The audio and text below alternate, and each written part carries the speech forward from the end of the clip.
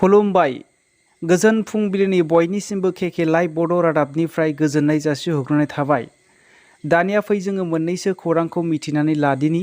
गाहाय रादाबाव दङ उदालगुरि जिल्लानि उदालगुरि गाहाय सावस्रि मिरुनि सिङाव थानाय 4 ग्रेडनि साखरि मावग्रा बिजय शर्मा मुंनि सुबुङा थांनाय 2008 मायथाइनिफ्रायनो साखरि मोनदोंमोन, नाथाय मावखुलियाव फैयालासैनो दरमाहा लागासिनो दङ होननानै ओनसोलनि सुबुंफ्रा फोरमायदों। मेडिकेल सार्टिफिकेट दिहुननानै बेबायदिनो बेथनखौहाय 15 बोसोरसो दिहुनबोगासिनो दङ होननानै बिथांमोनहा फोरमायदों। 4 बोसोरसिम पेन्डिं थानाय रांखौबो दा नंखाय मेडिकेल सार्टिफिकेट दिहुननानै कर्टआव थांगासिनो दं होननानै बिथांमोनहा फोरमायदों। मिथिनो मोननाय बायदिब्ला फाल्तु बिजय शर्माया गोख्रों देहा गोनांसो।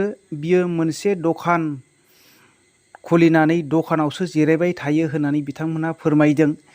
बे फाल्तु बिजय शर्मानि सायावहाय गोबां गोजौ अफिसारफोरनो केस होसेयावबो जेबो एक्सन लायाखै होननानै बिथांमोनहा फोरमायदों। दा जोबथारनायाव मावखुलिनि कमिटिया बिजय शर्माखौहाय गावनि खामानियावहाय सप्ता खनसेनि गेजेराव फैनानै हाजिर जाफैनांगौ होननानै बिथांमोनहा खावलायहरदों। बियो मोनसे समाजनि आरो ओनसोलनि थाखाय गेदेरथार खहा होननानै जोङो मिथिनो मोननाय जायो। गोबां सुबुंफोरा दिनै साखरि गैयालासेनो हालाय हाफाय साखरि नागिरबायनानै दङ। बेबायदि सुबुंखौहाय डाइरेक्ट सोरखारनिफ्राय होख्लायनांगौ होननानै ओनसोलनि सुबुंफोरा बुंदों। सामलायगिरि आफादनि गाहाय दुनै हास्ताया बिथाङा फोरमायदों, बे गासै जाथायफोरखौ आसामनि गिबि मन्त्रि डक्टर हिमन्त बिश्व शर्मानो इमेलनि गेजेरजों दैथायहरबाय होननानै बिथांमोनहा फोरमायदों। बाक्सा जिल्लानि मुसलपुराव पुलिसफोरा बोराय बुरै पेन्सनखौ जाखोमानानै थानाय सुबुंखौ एरेस्ट खालामदों।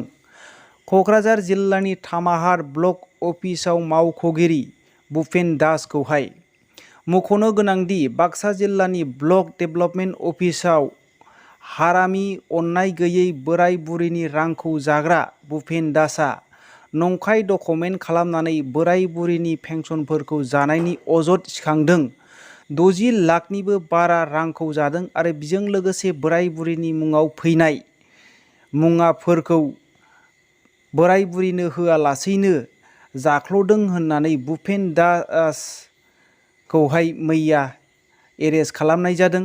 बेजों लोगोसे इउनेस आली होननाय सासे सुबुङाबो गोरोबफानानै बे नंखाय डकुमेन्टस खालामनानै जाख्ल'नायनि खामानियाव मावफादोंमोन होननानै अजद मोननाय जादों। बे अजद होनायखौहाय बाक्सा जिल्लानि ट्रेजारार मावख'गिरि थार'नि कलिता होननानै मिथिनो मोननाय जादों। बिनि केसखौनो लानानै दिनै मुसलपुर पुलिसफोरा एरेस्ट खालामनाय जादों होननानै मिथिनो मोननाय जायो आरो बेखौ एरेस्ट खालामनानै जोबथेसालियाव दैथायहरनाय जाबाय। आरो मिथिनो मोननाय बायदिब्ला इउनेस आलिया दा खारखुमानानै दङ होननानै जोङो मिथिनो मोननाय जायो। समाजनि थाखाय मोनसे थुलुंगानाय आरो मोनसे मोजां खौरां।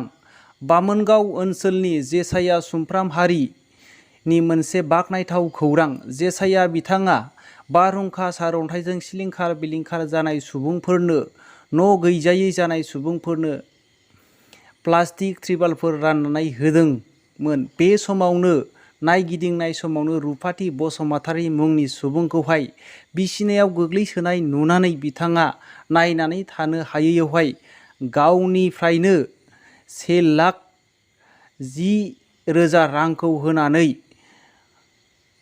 सिलिगुरि लटारि लर्ड सेन्टार देहा फाहामसालियाव लांनानै फाहामथाय होनो थाखाय अनसुंथाइ होदों।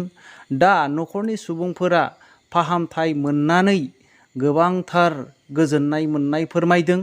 मिथिनो मोननाय बायदिब्ला रुपाथि बसुमतारीया बिदिनो लान्स आरो किडनिया डाउन जाबायमोन होननानै फोरमायदों। दिनैहाय सिलिगुरियावहाय फाहामथाय मोननानै जोबोद देहाखौ मोजां मोनबाय होननानै फोरमायदों आरो बेबायदिनो गोबांथार न'खरनि सुबुंफ्राबो गाहाम मोननाय फोरमायदों। बेबायदि अनसुंथाइ मोननानै फाहामथाय मोननायनि थाखाय जेसाया बिथांखौहाय बेबायदिनो जेसाया बिथाङाबो खौरांगिरिफोरनि गेजेरजोंहाय फोरमायदों बेबायदिनो बियो जेसेबां समाजाव एसेबां हायो बेबायदिनो जेखि हारिनि जेखि धोरोमनि सुबुं जाया मानो बिथाङा हेफाजाब होलांगोन होननानै खौरांगिरिफोरनि गेजेरजों फोसावनायखौ जोङो मिथिनो मोननाय जायो। आरोबाव मोनसे दुखु नांथावथाव खौरां बाक्सा जिल्लानि चन्दनपुर गामिनि बलेन गयारी आरो सनीश्वरी गयारीनि आंगो बिसाज्ला राजेश गयारीया थांनाय एप्रिल दाननि 30 अक्ट' सुनिबारनिफ्रायनो गोमानानै दङ। बैसागु फांसन नायनो थांनायनिफ्रायनो गोमानानै दङ। बाइकजों लोगोसे गावनि मुवा बेसादफोरखौ बिखि दैमानि दालांनिफ्राय मोननाय जाबाय। सन्देह खालामदोंमोन बियो दैयाव बाज्रुमनानै थैदों होननानै। बेखौनो लानानै SDRFफोरनि हेफाजाबजों सानथामसिम दैयाव नागिरदोंमोन नाथाय बिनि गोथै सह'खौ मोननाय जायाखै। बेनिखायनो राजेश गयारीनि न'खरनि सुबुंफोरा हालाय हाफाय दुखुजों मोजां जानाय गैयै लोंनाय गैयै अबस्थाजों जानानै दङ। बिनिखायनो बिथांमोनहा खौरांगिरिफोरनि गेजेरजोंहाय सोरबाफोर नायसनोब्ला न'सिम खोन्थाहरनो लाबोनो थाखाय खावलायहरदों। न'सिम खोन्थाहरनो हायोब्ला आरो लाबोनो हायोब्ला जेखि हारिनि सुबुं जाया मानो 50,000 रां होनाय जागोन होननानै न'खरनि बिमा बिफा आरो बिसिया खावलायहरदों।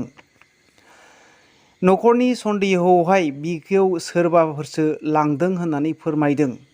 बियो रावजोंबो नांज्लाया खमज्लाया आरो SIनि एग्जामबो होनानै फैदोंमोन आरो बियो जाया लोङा सासे मोजां गथ' होननानै न'खरनि सुबुंफ्रा खावलायदों। आरो जे दिनावहाय बियो न'निफ्राय थांदोंमोन बे समावहाय न'खराव साहा लोंलायनानैसो ओंखारलांदोंमोन। बैसागु फांसन दसे नायनो होननानैसो ओंखारलांदोंमोन होननानै न'खरनि सुबुंफ्रा फोरमायदों। बिनिखायनो अन्नानै सोरबाफोर नुदोंब्ला नैबे जानबुं नाम्बाराव खोन्थाहरनो थाखाय न'खरनि सुबुंफोरा खावलायहरनायखौ जोङो मिथिनो मोननाय जायो। बे मबाइल नाम्बारखौ डिसक्रिपसनावबो होनाय जागोन।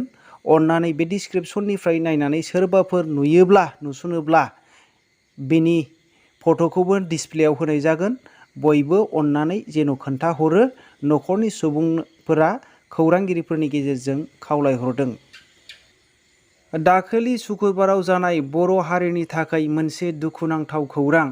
गुवाहाटी नोगोरमानि बरबरी बाथौपुरी ओनसोलावहाय बर'फोरनि सायावहाय आरो 200 गुबुनफोरनि न'खरफोरनि सायावहाय जेबो नटिस होआलासैनो होस्रांनाय हाबाफारि लादों आसाम सरकारा आरो गोबां बर' आइजोफोरखौहाय बुद्रुबायदोंबो होननानै जोङो मिथिनो मोननाय जादों।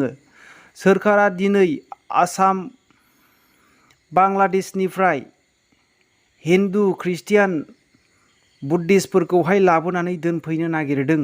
नाथाय दिनै थाखानाय गावनि सुबुंफोरखौनो बेबायदि हालाय हाफाय अननाय गैयै खालामनाया अखा बांखानि समावहाय बेबायदि खालामनाया मोजां जायाखै। दिनै जोङो मिथिनो मोननायब्ला बेफोरो गासैबो हा फाट्टा जाखाबाय आरो टेक्सबो होखाबाय होननानै जोङो मिथिनो मोननाय जादों। न' बां गैजायै दिनै सिलिंखार बिलिंखार जानाय सुबुंफोरा सरखारनिफ्राय अनसुंथाइ मोननाय लुबैदों आरो गोबां सादारन सुबुंफ्राबो जेराव अनसुंथाइ हरनो हायोब्ला अनसुंथाइ हरनो हागोन। न' लुनानै थानो थाखाय दिनै जेबो मुवा बेसाद गैया आरो सि जोमबो न'खरनिफ्राय बरनस्लाबनो हायाखै होननानै बिथांमोनहा फोरमायदों। राजु गयारी WEE गेलेगिरि देरहासार जानाय बर'नि नायल' जाल' सासेल' रेसलिं गेलेग्रा राजु गयारीया दिनैहाय गुवाहाटीयाव मोनसे जायगायावहाय हाजिरा मावनानैसो जिउ खांगासिनो दङ होननानै जोङो मिथिनो मोननाय जादों। चिरां जिल्लानि बरबरीयाव थांनाय 2019 मायथाइयावहाय ग्रेट कालिया फैनानै दैजिं फेस्टिभेलाव फैनानै राजु गयारी आरो बिथांनि बिफा थानेश्वर गयारीखौ गोबांथार बाख्नायलांदोंमोन। बियो बर' हारिनि थाखाय मोनसे गोजोनथाव बाथ्रा होननानै। नाथाय दिनै रांखावरिनि आंखालाव CWE गेलेनायखौ नागारनानै गुवाहाटीयावहाय गंसे न'आवहाय खामला मावनानैसो दङ होननानै बिथाङा फोरमायदों। बिनिखायनो दिनैहाय राजु गयारी बिथाङा आसाम सरकार आरो BTR सरकारनिसिम अनसुंथाइ लुबैदों। दुखुनि बाथ्रा आसाम सरकारा दिनै गावसिनि हिमा दास मोनबायदिनो डाइरेक्ट DSP साखरि होनो हायो। जोंनि बर' हारिनिखौबो एसे नायनो हायो। बियो जोङो नुनो हायो बर' हारिखौहाय बिमा गदायनि बिसाफोर बायदि नुनायखौ। बेनिखायनो जोंनि गासै बर'नि दैदेनगिरिफ्रा बेफोरखौ एसे नोजोर होनाया गाहाम। आसाम सरकारा गावसोरनि कमिटमेन्ट खालामखानाय बायदिनो डक्टर हिमन्त बिश्व शर्माया गुवाहाटी खानापारायावहाय मोनसे तिसन्नाय मेल खुंनानै दिनैहाय 2958 सुबुंफोरनो अनसुंथाइ बिलाइ गथायनानै होबाय आरो तिसन्नाय बिलाइखौ गथायनानै होबाय होननानै जोङो मिथिनो मोननाय जादों। गासै मोन 11 डिपार्टमेन्टआवहाय सोसन्नाय तिसन्नाय बिलाइखौ होयो। थांनाय साननैसो सिगां इउपिपिएल गो बेक आरो दावबायसा बर' मुर्दाबाद बाथ्राखौ लानानै बेरगाव इउपिपिएल ब्लक कमिटि सुबुंफोरा खौरां मेल खुंनानै बेबायदि फोरमायदों। बे गोरोन्थिखौ दावबायसा बर' बिथाङा मावाखै, नाथाय रावबो मिथिया लासैनो पंकज कुमार सयकियासो मावदों। बे हाबाफारिखौ दैदेनदोंमोन बबिता बर' बिथाङा दैदेनदोंमोन होननानै बिथांमोनहा फोरमायदों। नाथाय बेबायदि खालामनाया मोजां जायाखै होननानै बिथांमोनहा फोरमायदों।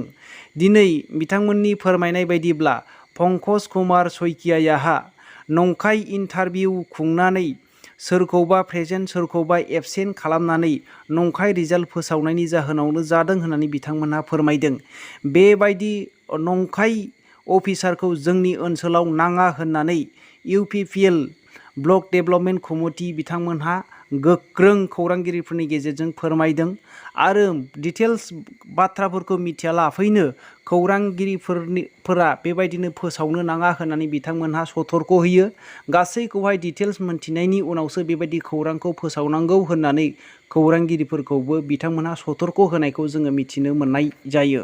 सिलचराव दुलुसा साहा बागानावहाय आदिबासिफोरखौहाय 200थासो जिसिबि लानानै होस्रांनाय हाबाफारि लानायखौ जोङो मिथिनो मोननाय जादों। दा साहा बागाननि सुबुंफोरा गोबां दुखु मोननाय फोरमायदों। बेबायदिनो गोग्लैसोनानै थानाय सुबुंफोरखौ होस्रांनाय आरो गोबाव बोसोरनिफ्रायनो रायजो जाबोनाय सुबुंफोरखौ बेबायदि न' गैयै सिलिंखार बिलिंखार खालामनाया मोजां जायाखै। बेबायदि अन्नाय अयथासार खालामनाया आसाम सरकारा कमिटमेन्ट खालामदोंमोन बै समावहाय जेब्ला इलेक्सन जादोंमोन। जोंनो इलेक्सनावहाय बिजेपि सरकार लाबोयोब्ला जोङो गासै साहा बागानाव थानाय जनगोष्ठीफोरखौ नायगोन, हेफाजाब होगोन, गासै रांखावरिखौबो बारायनानै होगोन होननानै बिथांमोनहा फोरमायदोंमोन।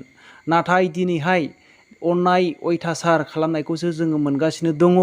जोङो बेबायदि खालामनायखौ गनायनानै थानो हानाय नङा होननानै बिथांमोनहा दिनैहाय गासै साहा बागाननि सुबुंफोरखौहाय जांख्रिखांनो आरो सिरि मोननो थाखाय बिथांमोनहा सांग्रां जानानै थानो थाखाय खावलायहरनायखौ जोङो मिथिनो मोननाय जायो। बेजों लोगोसे दिनैनि रादाबा एसेनोसै। रादाबखौ जोबनायसिम खोनासंनायनि थाखाय बयनिसिमबो साबायखर थाबाय। जै बर' हारिनि जै।